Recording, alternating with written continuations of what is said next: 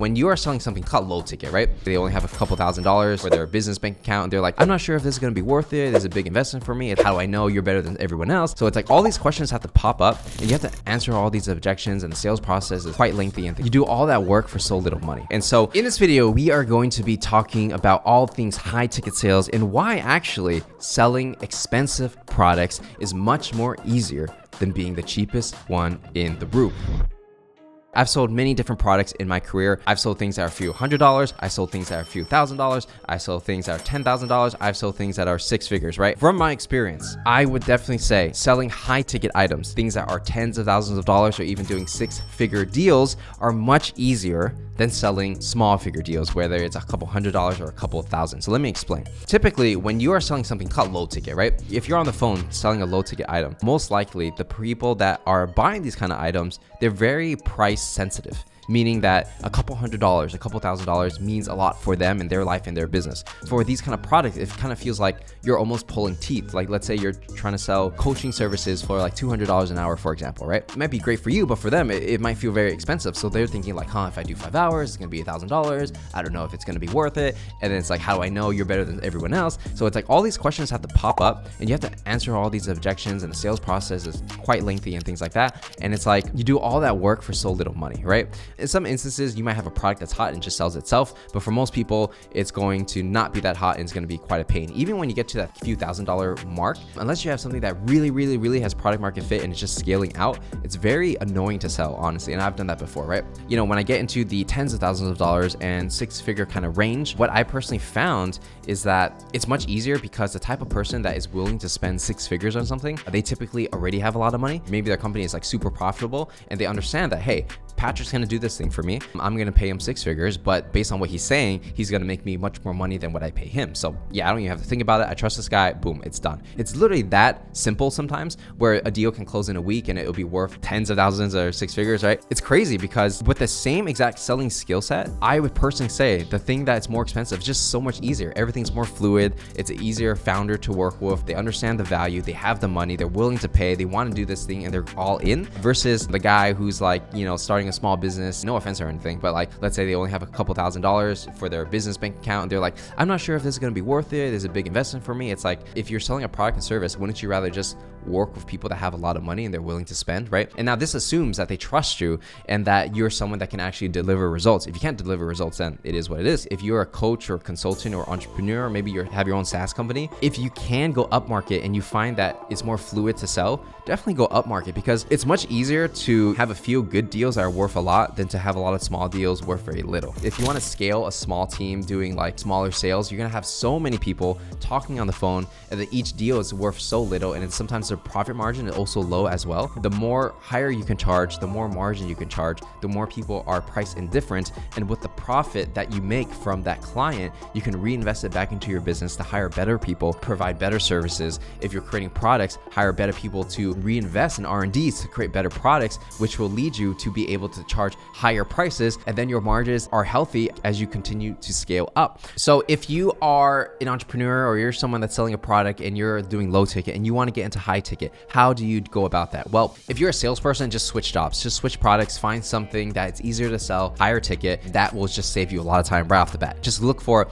the best companies to work for. In a way, when you're a salesperson, the first thing you're selling is yourself. You're selling yourself to the company and you're trying to convince them that, hey, you deserve this opportunity, right? And so for me, when I was a salesperson and I was looking for jobs, I would always sell myself, try to get the highest income. And it's like, if you can't sell yourself, how are you gonna sell their product, right? Now, if you're an entrepreneur, which is a little different, how do you charge more money? The quickest way to do that is to create a better offer. So this is where it's not so much about technical skill set, it's more about strategic skill set of knowing what to sell. The thing that you're selling, are you solving a big enough problem that someone's willing to pay tens of thousands of dollars for? If you're not, then you have to switch up what you sell. If you're providing services, this is actually quite easy, because for a service, it's not like you have to spend so much money on R&D before you go out and sell. You can just change the wording of what you're selling, charge a higher price, see if it works. If it doesn't work, change it again, until you get something that does work and then deliver on that service, right? The beauty of services is that you only have to do the thing when somebody pays you and agrees to the price. So you can just keep making up different offers until somebody finally says yes for a price that you find acceptable.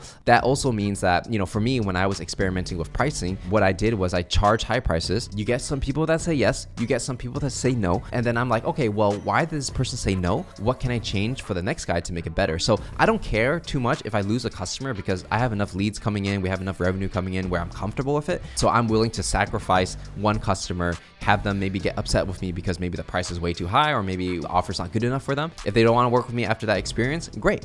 Then I just move on to the next person. I can also go back to that person later on and be like, hey, we changed our offering. This is what we offer now. Are you interested, right? So I'm not really that emotional whether people say yes or no. I'm just trying to figure out what's the best product market fit for myself and my company. So if you create this kind of product, service, and it's high ticket and you're like, all right, I got something, but I don't know how to test it out. Two ways to do it. You actually have a brand, like doing YouTube content similar to what I did, and people come to you, right? Second thing you do is you don't have that, you do outbound, right? So you reach out to people. How much does it cost for you to send an email? It's free. So how many emails are you sending per day? If you're not sending emails and you're not creating content, then what are you doing when it comes to creating leads? Probably nothing, right? Figure out who your ideal customer profile is, who potentially you can work with, and then reach out to them, right? And again, having a brand is so important because I've learned that if you have a brand and you reach out to people cold, it's not really that cold because they know who you are, right? So it's like brand is actually everything. As the world becomes more commoditized, people will look towards brands because it's a shortcut. It's a mental shortcut to make someone believe like, hey, this guy's legit. All these people trust him. I am going to work with him. Yeah, it's more expensive, but I trust him more than the other guy, right?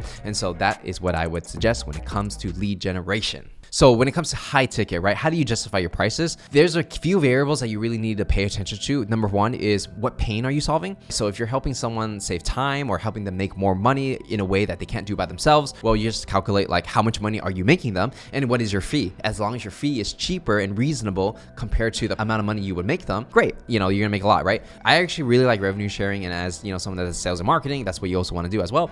So if you help people make money, just be like, hey man, I'm gonna take like 20, 30, 40, 50% of profit depending on your situation, right? And as long as they feel like, hey, this guy's doing all the work, he's bringing all the clients, bringing all the revenue, I just got to keep doing what I'm doing. So revenue sharing is one of the easiest ways to sell because you're basically guaranteeing somebody that, hey, if I don't make you money, I don't get paid either. Now that's a lot of risk to you because you're gonna have to do a lot of work, but if you're not confident in yourself, then what are you doing out here, right? The other thing is like confidence level of like how likely are you to succeed. So if you did this thing that you're promising yourself, you helped other clients with it, just like naming them, name dropping and stuff like that helps a lot, because if you succeeded with past clients, chances are you're gonna succeed again with them because they might be similar to your previous clients, right? After that, if you want to justify pricing, you can say like, how long is it gonna take you to achieve that result? So the shorter the time, the more valuable your service is, and then how much effort does the other person have to do to achieve that result? So if you're doing everything for them, that makes it easier and that justifies your higher price. Now, if you're just coaching them on how to do something, then your price cannot be as high because they're gonna think, I have to do the work anyways, he's just giving me advice, right? And so the more you can do for someone, the more you can charge, but at the same time,